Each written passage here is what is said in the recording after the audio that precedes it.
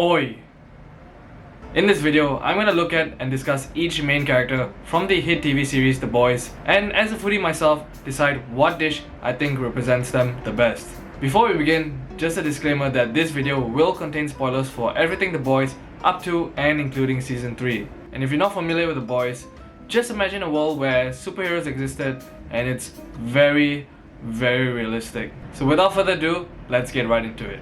So the first character we have is our main man, the mad lad himself, Mr. William Billy Butcher. And the dish I have chosen, which I think best represents him, is a nice plate of bangers and mash. Bangers and mash is a traditional British dish that's served in pubs. It's made up of a nice plate of meaty sausages served on a bed of mashed potatoes, which are then smothered in a delicious onion gravy. And I know you might be concerned, but don't worry, there are no love sausages over here. Yeah.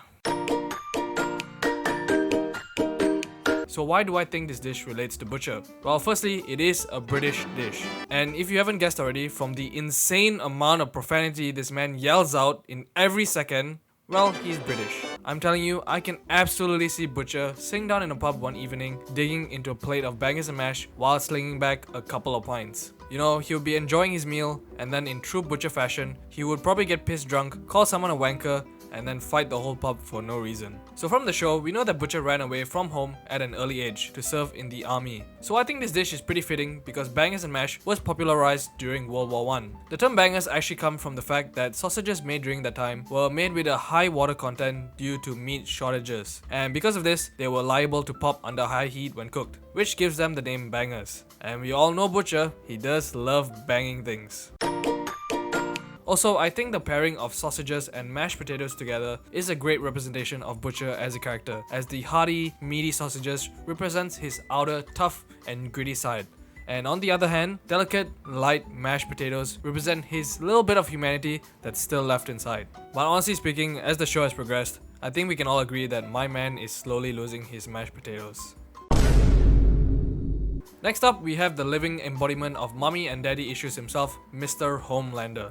So for Homelander, it's gonna be a bit different, and instead of pairing a dish for him, I believe Homelander only needs one thing and one thing only. So for Homelander, I've chosen a classic, thick, creamy American milkshake. And also if you want, we can throw in extra points if it's made from breast milk. Ha ha ha, that's not a joke. So if it wasn't obvious, throughout the show, Homelander seems to have some obsession with milk, whether it be from a woman, from a fridge, or even a cow. So for the flavor of the milkshake, I think a classic vanilla is what best represents him, because Homelander is supposed to be the best of all the soups in the modern era.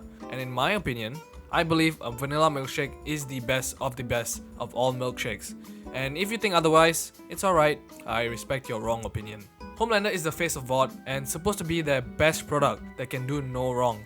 And when you think about it, you can't really go wrong with a vanilla milkshake, can you? Absolutely no wrong. Nope. No wrong at all. Also in the show, Homelander is a character that a lot of people are scared of for obvious reasons, and I believe some similarities can be drawn to this in the real world, as there are many people out there who are scared of milkshakes, being those who are lactose intolerant. Next we have Soldier Boy, who is played by the talented Jensen Ackles. And can I say, he is absolutely killing the role as Soldier Boy. Fab 5 Freddy told me everybody's fly. DJ spinning, I said my. Flash is fast, Flash is... Who in the show is depicted as essentially a very realistic version of Captain America. Sometimes maybe too realistic. So before I continue, just a warning for some major spoilers for season 3.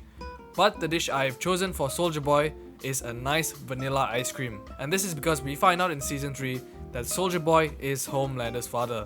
Or in other words, Homelander was made from the genetic material of Soldier Boy to be a better version of him. So if it wasn't obvious, here we have a vanilla milkshake, which is Homelander, which is made from ice cream, which is Soldier Boy. And I believe a milkshake is just a better version of ice cream. I mean, it's drinkable ice cream.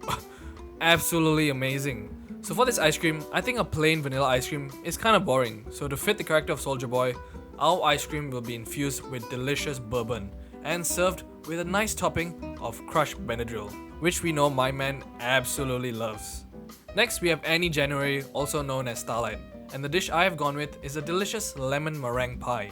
So in the show, Annie is depicted as probably one of the very few people who is morally good, and wants to make a change in a non-destructive way. And because of this, she has been able to amass a large following on social media and is generally loved by a lot of people. So similar to Annie, I believe lemon meringue pies are loved by a lot of people and are easily consumed by the general public. This is similar to how in season 3, Vought actually made her co-captain of the Seven because her positive image was easily consumed by the general public and everyone loves her. When looking at parts of a lemon meringue pie, we can draw a few similarities to Starlight. Firstly, we have the bright yellow lemon curd, which is similar to the color scheme of Starlight's costume and powers. Also, the flavor of lemon meringue pie can be described as mainly sweet, but with a hint of tart and sourness at the same time, which I think perfectly describes her personality, as she is mostly a sweet person but also has this hidden part of her where she helps the boys plant bugs in Vought Tower, steal Compound V, and generally helps them with insider information. Even though I described Annie as a sweet person on the outside, I do also believe that at the foundation of Annie is a very strong woman who is tough and willing to fight for what is right, which is similar to how a lemon meringue pie has a base sturdy crust which keeps all the sweet filling together on top. Finally, we have the meringue part, and honestly, I couldn't think of anything for this. So I guess it's because she's white? I don't know. I don't know. Next, we have the most mysterious character on the show, Black Noir, and for him, I've gone with a matcha milli crepe cake. Initially, I wanted to choose a matcha macaron, but then I realized that wouldn't make much sense because macarons are made out of almonds and well, he would die. So the reason I've chosen matcha is because we have seen before in promotional material that Black Noir is a man of many talents, and one of those talents is making matcha, which tells me he's a fan of it and would enjoy this dessert very much. I think a milli crepe cake is perfect because this cake is a dessert that looks very simple on the outside, but in actuality is quite a complex dessert to make because it involves making the cake layer by layer with no room for error. Parallels to this can be seen in Black Noir as a character because leading up to season 3, as an audience, we didn't know much about him and he seemed like a simple character with not much going on where he would be called upon to do a job with no room for errors. But now after learning his tragic backstory in season 3, we can see that he is truly a complex person on the inside and that there are many layers to him, just like a crepe cake. See what I did there? Brought it right back. Next, the final one for this video we have is the not so fastest man alive, which is the speedster himself, A-Train. And for him, I've chosen a beautiful plate of jollof rice with a side of jerk chicken and fried plantains. So this meal consists of African dishes, and I know what you might be thinking. Whoa, serve the only colored person the African dishes, huh? I see what you did there. And well, I think A-Train would disagree. This is because we have seen throughout season 3 that A-Train really wants to get back into his African roots, which is great, even though the intent behind it is maybe not so great. For example, the documentary and game which I shall not name. I'll be honest, if you served A-Train this meal and he loved it, he would probably ask Vought if he could turn this into some meal prep delivery business, and he'd probably call it something like quick prep. So looking back at this meal, jollof rice is a delicious rice dish from West Africa made with a flavorful broth and is seasoned with things like onion, tomatoes, garlic, red pepper, and a lot of other delicious things. Then we have the jerk chicken, which is a chicken dish that is cooked with jerk spice, which is a spice mix that comes from Jamaica. Finally, we have the fried plantains, which are plantains that are fried. Quite self-explanatory there. So together, these dishes make up a meal that is very delicious and hearty, which I think is perfect for A-Train because of his heart.